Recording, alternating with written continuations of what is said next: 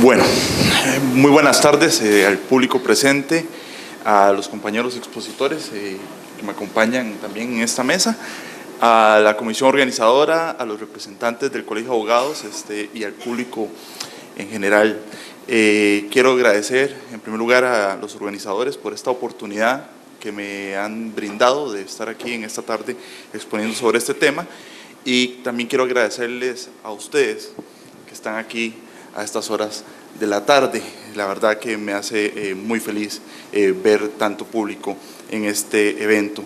Si quieren un dato curioso, cuando se estaba organizando este congreso, una de las preocupaciones que le tocó a la comisión que lo estaba organizando era que por la fecha y la hora en que se estaba organizando, pues era muy probable que lloviera y que eso desincentivara, digamos, a la gente a venir, y que por otro lado, por la fecha de los partidos de fútbol, pues que si la selección repetía la hazaña hace 4 años, pues que no iba a venir nadie tampoco. Afortunadamente, ni lo uno ni lo otro. Pero cuidado, que la lluvia todavía puede darnos una sorpresa. Yo estoy muy feliz y emocionado porque estamos muy próximos a estrenar un nuevo Código Procesal Civil. No solamente como abogado, sino también como abogado litigante. Estoy muy emocionado. Y si ustedes me permiten hacer esta comparación, básicamente estamos a las 11:57 del 31 de diciembre del Código Procesal vigente.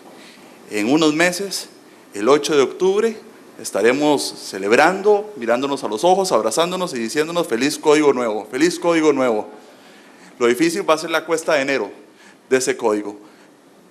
Pero afortunadamente hay un grupo de gente trabajando, no solamente en capacitar a la comunidad jurídica nacional, creo que se ha hecho un gran esfuerzo en ese ámbito, en capacitar, sino también en la parte de la implementación. El Poder Judicial ha destinado recursos, esfuerzos importantes para que esa implementación pues se lleve a cabo de la mejor manera, y eso me da mucha fe sobre lo que viene. Bien, entrando en materia ahora sí, sobre lo que me corresponde exponer. El tema es las novedades en los aspectos de la legitimación en el nuevo Código Procesal Civil. Y en primer lugar, valdría la pena hacer una acotación sobre si es legitimación o capacidad, sobre lo que voy a hablar, pero la verdad es que es muy difícil separar una cosa de la otra, no desde el punto de vista teórico, sino desde el punto de vista práctico. Y antes de entrar en materia, yo creo que es necesario hacer una contextualización más o menos teórica, una cosa sencilla, breve, para definir de qué estamos hablando de una cosa a la otra. Cuando hablamos de capacidad, podemos dividirlo en dos partes, en capacidad para ser parte y capacidad procesal. En ese sentido, la doctrina más reconocida y ha sido bastante aceptada ha dicho que la capacidad para ser parte se refiere a la facultad de los sujetos para ser titulares de derechos y obligaciones. En el caso, por ejemplo, de las personas físicas, por el simple hecho de ser personas, pues tenemos esa capacidad para ser parte, incluso en lo que les convenga para los no nacidos, pues también. Pero el concepto de capacidad procesal es una cosa un poco más reducida, digamos, un poco más limitada o un poco más condicionada. Y esto se refiere a la aptitud de los sujetos para realizar actos válidos en el proceso, en nombre propio, o por cuenta de otros. Y ahí entonces ya vamos a ver los conceptos, por ejemplo, de si puede ser persona, pero mayor de edad, que esté en el pleno uso de sus facultades mentales, etcétera. Si es el caso de una sociedad, una persona jurídica, pues que esté inscrita, que quien actúe por ella pues sea su representante con facultades suficientes, etcétera. En el caso de un menor o de una persona con algún tipo de discapacidad que le impida, digamos, participar por sí misma, pues a través de un tutor, de un curador o un representante. Por otro lado, en cuanto al tema de la legitimación, hablamos de un concepto más de fondo o más relacionado con lo que se está discutiendo en el proceso. Si bien la capacidad para ser parte o la capacidad procesal tiende a relacionarse con las actuaciones dentro del proceso desde un punto de vista formal, la legitimación tiene que ver más con la titularidad del derecho que se está reclamando o a quién se le está reclamando la obligación de cumplir con ese reclamo. Y también se ha dividido en dos partes. Por un lado, en la legitimación procesal, como la idoneidad de la persona para actuar en juicio, inferida no de sus cualidades personales, sino de su posición respecto al litigio, es decir, no con base en si tiene las facultades suficientes o si tiene capacidad suficiente para actuar en el proceso, pero sí con su posición respecto al litigio, o legitimación en la causa como la identidad del actor con la persona a cuyo favor está la ley y la identidad del demandado con la persona contra quien se dirige la voluntad de ley. Es decir, que yo que estoy reclamando efectivamente sea la persona que tiene que reclamar y que a quien le estoy reclamando efectivamente sea la persona a quien le tengo que reclamar. Podríamos decir entonces que también la legitimación es al inicio una situación de apariencia que será confirmada en la sentencia. Yo alego tener un derecho y le reclamo a un sujeto que aparentemente es el obligado a cumplir. Pero es una cuestión que se va a resolver en sentencia. El sujeto no solo debe tener capacidad para ser parte y procesal, sino que además, para contar con una sentencia a su favor, debe tener interés sustancial en la pretensión y ser el titular del derecho. El tratamiento de nuestro Código Procesal Civil, el actual, es bastante, digamos, limitado o escueto en cuanto a estos temas. El artículo 102, por ejemplo, hablando sobre capacidad procesal, dice, tienen capacidad para ser parte quienes tengan el libre ejercicio de sus derechos. Y entonces ahí ya confunde capacidad procesal, capacidad para ser parte. De no ser así, actuarán en proceso mediante representación. Las personas jurídicas actuarán por medio de sus representantes de conformidad con la ley, sus estatutos o la escritura social. Y en cuanto a la legitimación, dice el artículo 104, parte legítima es aquella que alega tener una determinada relación jurídica con la pretensión procesal. Punto. Es aquella que alega, simplemente que alega, una determinada relación jurídica con la pretensión procesal. Pues bien, esto, como ustedes saben, ha generado, digamos, ciertas dificultades en la actualidad, durante todo el tiempo que hemos estado litigando con el código actual. Y es que, si bien tenemos algún tipo de defensa previa para regular o para solucionar conflictos que tengan que ver con la defectuosa capacidad o con la defectuosa representación, en materia de procesal civil a veces tenemos problemas para solucionar conflictos que tengan que ver con la legitimación en una etapa muy inicial del proceso. Porque tiendemos a decir, o se tiende a decir, mire, eso es un tema que se resolverá en sentencia. Y aunque esa persona que está reclamando no sea legitimado, pues, aunque cumple con los requisitos de capacidad y de representación, digamos, no hay ningún conflicto en eso, pues a veces hay que tramitar todo el proceso para que al final la sentencia diga, mire, hay una falta de legitimación activa. El nuevo Código Procesal Civil, afortunadamente, desarrolla un poco más estos conceptos y viene a solucionar algunos de esos conflictos. En primer lugar, el artículo 19 del nuevo Código Procesal Civil amplía sobre el tema de partes y capacidad.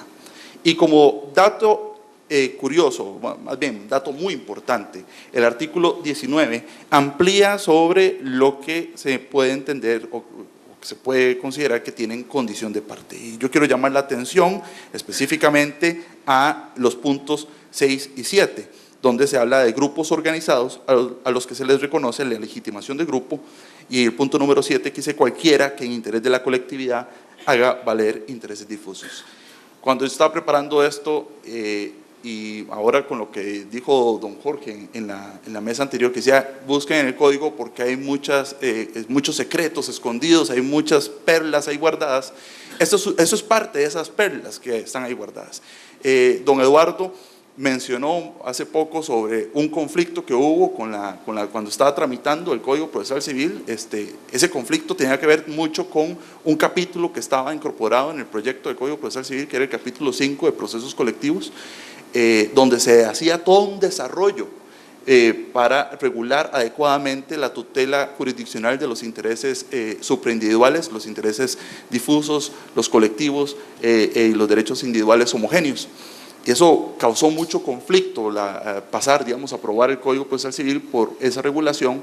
Finalmente, para poder aprobar el Código Procesal Civil hubo que excluir, digamos, sacar ese capítulo 5 que regulaba los procesos, pero quedaron joyas en el Código, quedaron perlas escondidas, como por ejemplo el inciso 6 y el inciso 7, que a pesar de que no hay un capítulo que regule los procesos colectivos, sí se le permite a grupos de organizados o a cualquiera que interés de la colectividad venga a defender intereses colectivos o intereses difusos.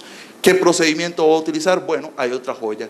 Por ahí el Código en alguna parte dice que el juez, frente a una pretensión para la cual no hay una norma específica, no hay un procedimiento específico, puede idear el procedimiento. Y esto también amparado con lo que establece la Ley Orgánica del Poder Judicial. Así que no importa que se haya sacado el capítulo 5, hay oportunidades o posibilidades para hacer estos reclamos o tramitar este tipo de pretensiones. Son joyas y perlas que están ahí escondidas, pero desde luego hace falta, y eso lo digo acá, hace falta una regulación específica sobre procesos colectivos para la tutela adecuada de ese tipo de intereses.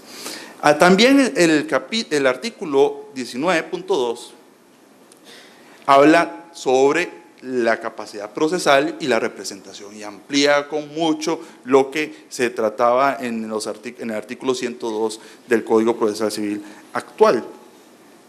Una de las cosas, y esto es importante llamarlo, es que se elimina, digamos, todos estos formalismos innecesarios. Digamos, el Código mantiene formalismos que tienden a garantizar el derecho de defensa de las personas, que no garantiza que no se quede nadie en estado de indefensión, pero fuera de eso, pues eliminar bastante los formalismos. Y uno de los temas que tienen que ver con esos formalismos es que esto de la falta de capacidad de efectuosa representación, que no sea un elemento como de dar por terminado el proceso, porque hay un defecto en la capacidad, un defecto en la representación.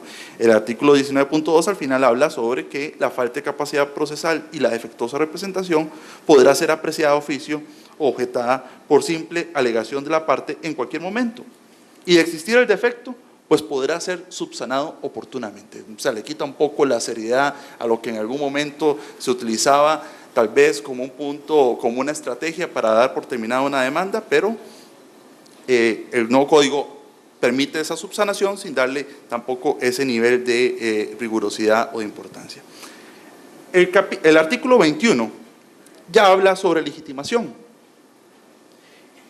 y habla sobre legitimación, digamos, en el proceso. Dice el artículo 21.1, parte legítima será aquella que alegue tener o a quien se le atribuya una determinada relación jurídica con la pretensión. Y vean que esta acción recae en el actor. Quien alegue o a quien se le atribuya. Yo soy porque lo estoy alegando y usted es porque yo se lo estoy atribuyendo. Parte legítima es el que se presente como actor alegando tener un derecho o una determinada relación jurídica con una pretensión. Y parte demandada es a quien yo se la atribuya. Pero además, el código avanza y le permite al juez hacer ciertos controles de legitimación en una etapa previa sin esperarse a tramitar toda la demanda para finalmente concluir que esa persona no tenía legitimación activa o que ese demandado realmente no tenía legitimación pasiva.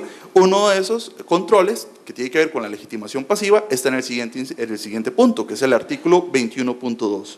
Dice, determinación de capacidad o legitimación como actividad previa al establecimiento de la demanda o dentro del proceso, podrá plantearse solicitud para determinar o completar la capacidad o legitimación cuando se desconoce o no se tiene certeza sobre la persona a quien se propone demandar.